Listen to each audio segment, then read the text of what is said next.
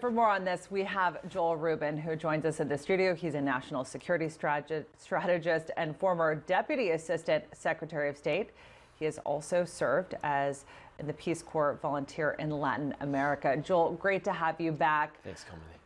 Many countries are saying that the U.S. involvement in Venezuela, including Maduro, is a coup. How does the U.S. navigate this without becoming a target or making things worse? Well, you've really hit on the core argument here that the United States needs to avoid, which is that this is not about the United States. This is about internal Venezuelan politics and their dynamics. And there's a multilateral aspect to this that is key, which is that the Organization of American States already called for Guaido to be the new president of Venezuela. And so for Nicolas Maduro, his escape hatch essentially is to make this about the United States. So the United States has to be very careful about not making this about us versus Venezuela. That would undermine them.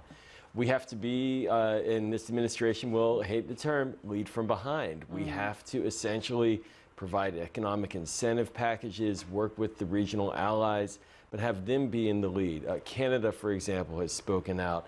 Colombia has spoken out. Many countries are ready to speak out and are speaking out. The United States, it's tempting for the president in particular to want to use language about Venezuela. The more he does that, the harder he makes it for the opposition. So, interestingly enough, the U.S. Secretary of State Mike Pompeo has just appointed Elliott Abrams as the point man on this. We know him to be one of the architects of the Iraq War and Iran-Contra. Is he the right person to execute this? Well, he has a long history in Latin America. Elliott Abrams was the senior official handling the Western Hemisphere during the Reagan administration, and he also engineered the Iran-Contra affair. As you mentioned, he really sends signals of a more militarist approach from the White House, and that's concerning.